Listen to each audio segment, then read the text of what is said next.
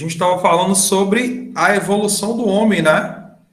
A gente estava falando em como os homens saíram, né? Como o ser humano foi evoluindo, né? Desde o Australopithecus até o momento que a gente viu dos hominídeos, né? A gente viu que o homem e o macaco, né? Os primatas, eles têm um descendente em comum, né? Não é que o homem teve origem a partir do macaco, né?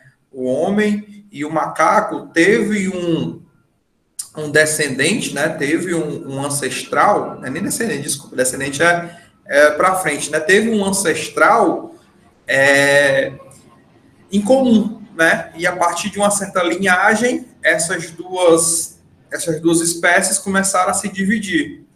E hoje a gente vai ver, a gente vai falar um pouco sobre os hominídeos, né? A gente já estava falando sobre os hominídeos, né? Que principalmente na evolução de cada espécie, uma característica em comum é que o crânio, certo, dessas espécies aumentaram, e isso faz com que ele tivesse uma capacidade maior de ter raciocínio, né? Então, nessa aula, pessoal, a gente vai falar um pouco sobre a descoberta do fogo, né? Muitos dizem que essa descoberta do fogo foi uma das primeiras revoluções, né? Foi uma das primeiras revoluções que aconteceu na humanidade. Não sei se vocês lembram, né? Principalmente o pessoal do terceiro ano, segundo ano também, né? O Robson, que falam muito sobre a revolução industrial, certo? Alguém de vocês dois pode dizer o que foi a revolução industrial? O que foi, o que a revolução industrial causou na vida do ser humano? Resumidamente, pessoal, o que vocês acham que a revolução industrial causou?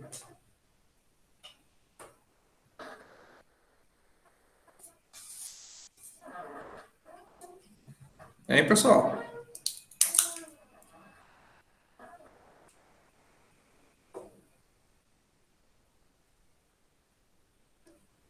A revolução industrial, né, como vocês viram, como vocês estão vendo, né, Robson? A revolução industrial, ela vai modificar toda a vida do ser humano, né? A revolução industrial é quando os produtos começam a ser produzidos por máquinas, né? E a partir dessas máquinas, essa demanda pelo aumento do número de fábricas, pelo aumento do número de fábricas, esse aumento pela demanda de uma classe trabalhadora, faz com que o estilo de vida da população mundial mude, né? Faz também com que a população do mundo deixe de ser agrária, né? Deixe de viver no campo, em sua grande maioria, né? E passe a viver nas cidades, né? É aí que as cidades vão começar a crescer, né? Aí a cidade vai tomar forma como a gente conhece as cidades hoje em dia. E a descoberta do fogo é muito parecido com o que aconteceu na Revolução Industrial, certo? A Revolução do Fogo mudou muito a vida desses nem seres humanos, né?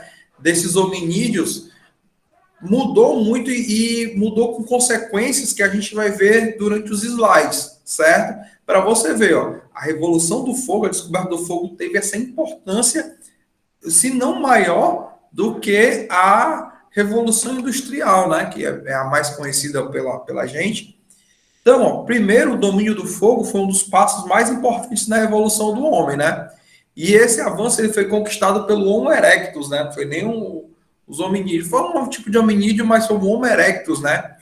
O fogo era criado e era ficcionado, né? Quem é que não viu, né? Quem é que nunca viu em filmes, né? Como é que eles produziam fogo? Eles friccionavam dois pedaços de madeira, né? De dureza diferente, e eles chocavam duas pedras, soltando faísca. É tanto porque que chamam a idade da pedra lascada, né? Como vocês viram lá com o Tiago de história. É justamente por isso, a idade da pedra lascada, porque eles batiam uma pedra uma na outra, até que isso saísse faísca, né? Para gerar uma fagulha. Então, essa conquista vai permitir, ó, primeiramente, ó, que esses hominídeos eles conseguiam se aquecer, conseguiam afastar os predadores, né? Os predadores muito maior, mas eles tinham o medo do fogo, e eles conseguiam caminhar pela noite, né? Eles conseguiam ver na ausência da luz. Olha o tanto olha a quantidade de benefícios que trouxe o domínio do homem pelo fogo, certo? Desde aquecer a conseguir iluminar a noite, cozinhar alimentos e ainda produzir os próprios instrumentos, ó. Isso tudo a partir do domínio do fogo, né? Então, para além disso, o fogo ele vai permitir o desenvolvimento da vida social, né? Então, vai juntar em volta da fogueira para eles se aquecerem, né? Vão criar uma grande fogueira para todos daquela tribo ficarem ao redor para se aquecer, e o que vai levar ao convívio, né? O convívio social. Então, ó, a importância, né, desse domínio do fogo na defesa pessoal, né? Vai instintivamente os animais vão fugir do fogo, o que permitiu afastá-los de grutas e acampamentos, né? Principalmente em grutas, né? Que era um habitat onde essas espécies viviam muito, o Homo erectus e os hominídeos. Era um tipo de habitat que era mais fácil, né? Era só você chegar, mas lá sempre tinha um predador maior. E com o domínio do fogo você consegue espantar, né? Aí na alimentação, na hora de cozinhar os alimentos, que eles vão se tornar muito mais saudáveis e principalmente vão liberar mais proteínas, certo?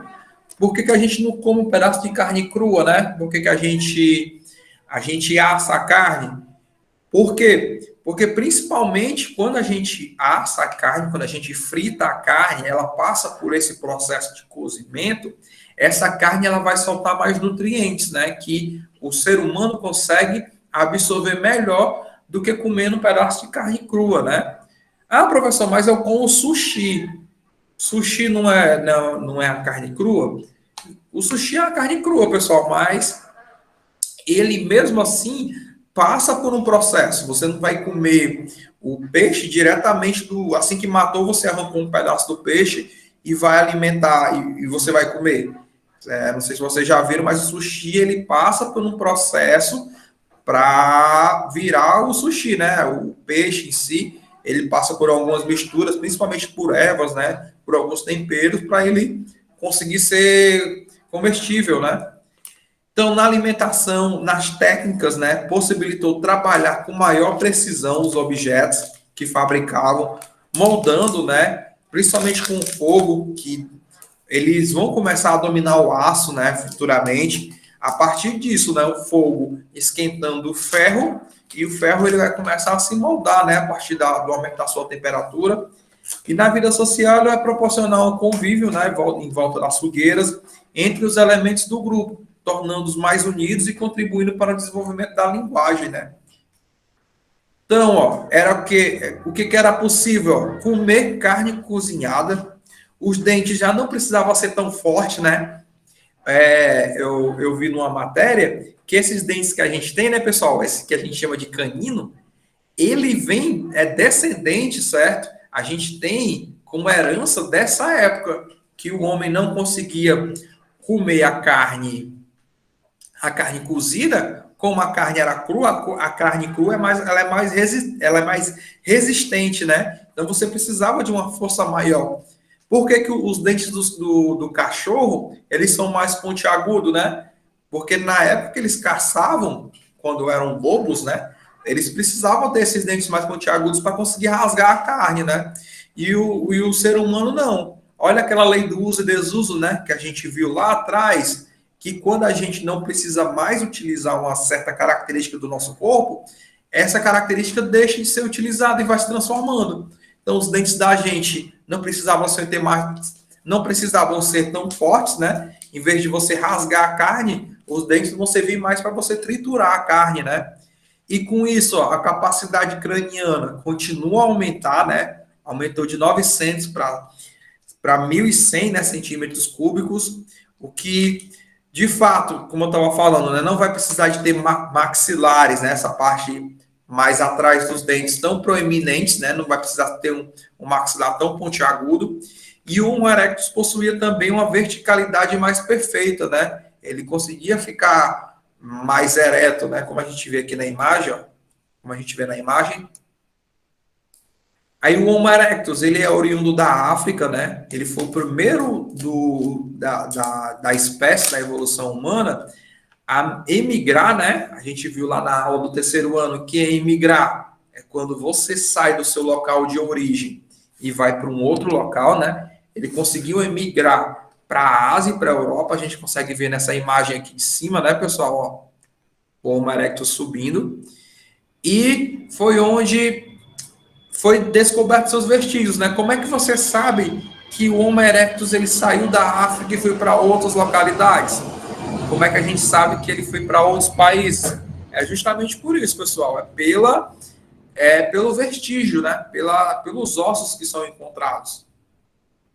E o clima mais frio desses continentes, né? Principalmente na parte europeia, a gente estava vivendo a idade do gelo, né? Lembrando, pessoal, que o clima que essa espécie vivia era bem diferente do clima que a gente vive hoje, certo? Hoje a gente vive num clima mundial intertropical, né? É um clima que ele é mais quente. Nessa época, não. Nessa época, o clima no mundo era bem diferente, né? Era um clima na época da Era do Gelo, né? Não sei se vocês já assistiram o filme, era muito parecido com aquilo. Não sei se vocês já assistiram os filmes em sequência, né? Primeiro vai mostrando a Era do Gelo, aí, se eu não me engano, eu acho que lá para o quarto filme da Era do Gelo, o clima começa a mudar. É interessante assistir esse Era do Gelo por isso, porque você consegue perceber que o clima vai mudando. E aí os animais vão tentando se adaptar, né? Os personagens lá do filme, a esse novo clima que o mundo vai passar, né? Começa a sobreviver, certo? Então, o clima mais frio, né, desse continente determinou a importância do domínio do fogo. Olha a importância, né? Para se aquecer, e é aí que vai surgir vai acontecer o surgimento das primeiras famílias, né? Aqui mostra, né, ó, um pouco aqui da evolução do Homo erectus, né? Que é o Homo sapiens e o homem de Neandertal. Olha a diferença aqui do crânio, né? Então, o Homo sapiens, né? Neanderthalensis, ou Homo de Neandertal, olha como ele já era bem parecido com o Homo sapiens mesmo, né? Que a nossa espécie, o Homo sapiens sapiens, o volume do crânio já era bem maior, né? A gente viu que desde as primeiras espécies, o que mais evoluía no ser humano era o tamanho do crânio. Mas, professor, o que importa? O que isso tem a ver? O volume do crânio aumentar. O que vocês acham, pessoal? O que isso vai influenciar? O volume do crânio? Vamos lá, pessoal? O tamanho do cérebro. O cérebro, né, Márcio? Além do cérebro, isso faz com que a capacidade de pensar, né, fique maior. Olha a diferença. Vocês lembram que na aula passada a gente falou muito sobre a diferença, né, do homem e do macaco, que eles têm, né, a gente com os primatas tem os genes muito parecidos, mas a gente tem uma capacidade que o macaco não atingiu, né? Que é a capacidade de pensar, né? Essa capacidade de pensar e raciocinar, isso faz com que a gente consiga, né, ser a espécie que consegue dominar o mundo, mesmo a gente não tendo essa força física, né? A gente até falou lá sobre o planeta dos macacos, né? Que a diferença de o planeta não ter sido dominado pelos macacos é essa, porque se um macaco, né, um gorila, ele começa a ter essa capacidade de pensar, como acontece lá no filme, olha o que acontece, a revolução no mundo, né, que acontece, a diferença, por quê? Porque vai juntar a força física, né, que o macaco tem, que é muito maior, dependendo, né, da espécie do macaco. Um gorila, por exemplo, deve ter uma força de uns 10 seres humanos, no mínimo, eu acredito, né? Tô chutando, pessoal, mas eu acho que o gorila tem algumas vezes a força do ser humano. E você junta isso com a capacidade de raciocinar, né, dele. Mas vamos lá, ó. O homem de Neandertal, ele viveu na era do gelo, né? Ele tinha um queixo pequeno, uma testa pequena, o cérebro era um pouco maior, ele era baixo, era forte, né? Era um hábil construtor de ferramentas, formava grupo de caças, né? Eles já faziam táticas, né, para conseguir caçar, né? Faziam até uma espécie de tática mesmo, né? E tinha algumas teorias para o seu desaparecimento que eles foram extintos pelas condições climáticas, né? Ou pelos conflitos entre outras populações, né? A gente vê que sempre teve essa briga, esse conflito entre gerações, certo? Esse conflito entre tribos da mesma espécie ou de espécies diferentes, né? Então, o homem de Neandertal, ele habitou a Europa, né, principalmente naquela parte oeste da Ásia, há cerca de 300 mil anos atrás, entre 300 mil e 29 mil anos atrás, tendo coexistido com o Homo sapiens, certo? Então, foram duas espécies aí que vai dar origem ao Homo sapiens sapiens, né? Então, alguns autores vai dizer que eles consideram que o homem de Neandertal, né, que é esse que a gente está vendo na foto, e os humanos e os humanos subespécies do Homo sapiens, eles, eles meio que conviveram e coexistiram, né? O Homo sapiens e o homem de Neandertal. Lembrando que o Homo sapiens ainda não é a nossa espécie, né? É uma espécie anterior. Então, os Neandertais, eles viviam em grutas, em cabanas construídas com ossos de mamute, pelo menos, principalmente. Até tem algumas histórias, pessoal, algumas teorias, que o mamute, certo? Foi uma das primeiras espécies que o ser humano, não o ser humano, né? Que o homem conseguiu extinguir, entrar em extinção, certo? Então, o mamute, ele não entrou em extinção por causas naturais, né? Por mudança climática. Ele entrou em extinção pela grande caça que o homem fazia, né? Você vê que matar um mamute era uma espécie de elefante, só que muito maior que um elefante e coberto por pelos. Então, olha a quantidade de carne, né, que eles conseguiam se alimentar matando um mamute desse. Então, eles se alimentavam de carne de renas, de mamutes, de veados, de urso das cavernas, eram caçadores e coletores, né, e provavelmente eram nômades ainda, né, não se fixaram. Foram os primeiros a enterrar os mortos, né? Contradizendo a especulação de espécie que era uma espécie mais rude. Olha a parte espiritual, né? Que eles já tinham noção disso, né? De enterrar os seus mortos. Então, os membros os membros do grupo eram enterrados em posição fetal e evidência a simbologia. Desculpa, pessoal. Em evidência de simbologia como possível significação espiritual de vida e morte, né? Aí o desaparecimento do homem de Neandertal é um enigma, né? Então, existem algumas hipóteses, né? A gente sabe que a ciência, ela sempre está evoluindo. Agora tem essa resposta, mas pode ser que, a partir de pesquisas, eles podem ter outras respostas, né? Então, as hipóteses do homem de Neandertal ter desaparecido, primeiro, foi o confronto com o homem moderno, né? Que veio da África há 40 mil anos. O hibridismo, que com a absorção dos neandertais entre os descendentes do homem moderno, essa descendência teve uma mistura genética, certo? Então, tem estudos que dizem que o homem moderno, o Homo sapiens, ele teve um contato e um cruzamento com o homem de Neandertal, certo? Isso fazendo com que a sua espécie ficasse mais evoluída, né? Tivesse uma vantagem genética. Ó, e aqui mostrando um pouco da capacidade óssea, né? Ó, do Homo sapiens e o homem de Neandertal. Vocês conseguem ver alguma diferença aí, pessoal? Dos dois?